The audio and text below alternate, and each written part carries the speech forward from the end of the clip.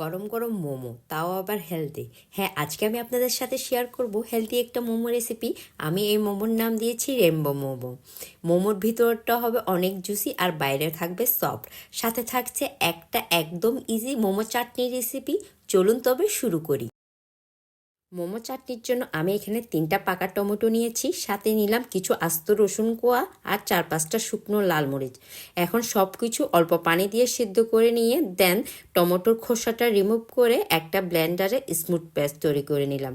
এখন একটা প্যানে অল্প তেল দিয়ে এতে টমেটো পেস্টটা দিয়ে দিলাম, সাথে দিলাম অল্প লবণ, চিনি, টমেটো সস আর লেবুর রস।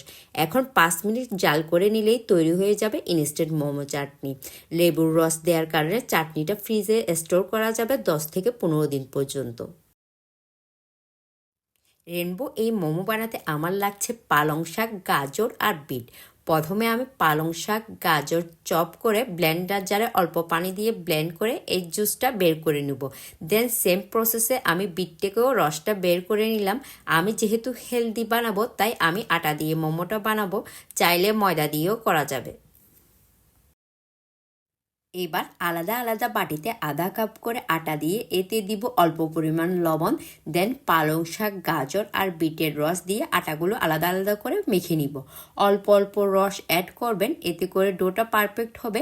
মোমোর ডোটা বেশি নরম হয়ে গেলে এই শেপটা ভালো আসে না।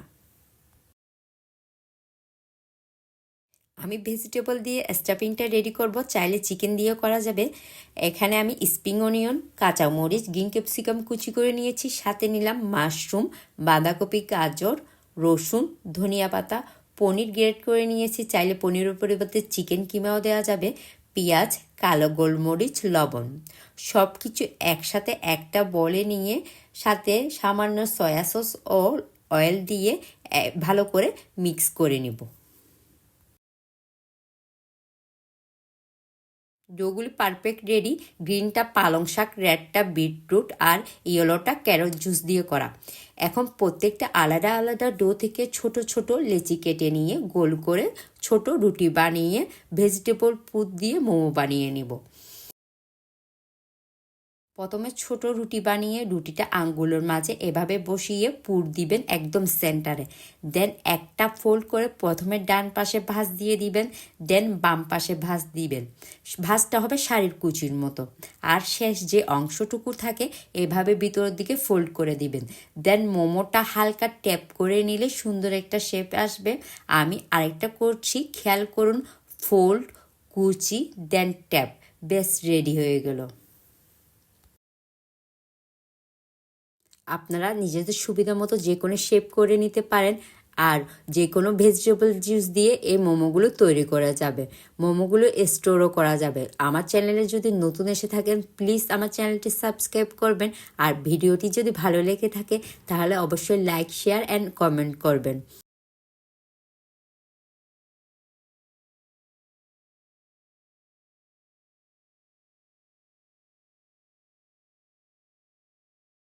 আমার সব মোমোগুলি রেডি, এবার স্টিম করার পালা।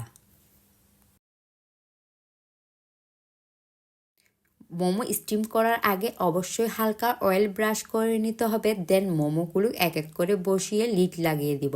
আর লিডে অবশ্যই একটা টাওয়াল দিয়ে কভার করে নেবেন, এতে করে ওয়াটারটা ঘেমে মোমোর উপর পরে মোমোটাকে নরম করে ফেলবে না। আর আপনার স্টিমারে যদি ভালো স্টিম আসে তবে সময় লাগবে 5 থেকে 6 মিনিটের মতো। তৈরি হয়ে গেল রেনবো মোমো। হেলদি এই মোমো ট্রাই না করলে কিন্তু মিস করবেন। কেমন লেগেছে অবশ্যই জানাবেন। সবাই অনেক ভালো থাকবেন। আল্লাহ হাফেজ।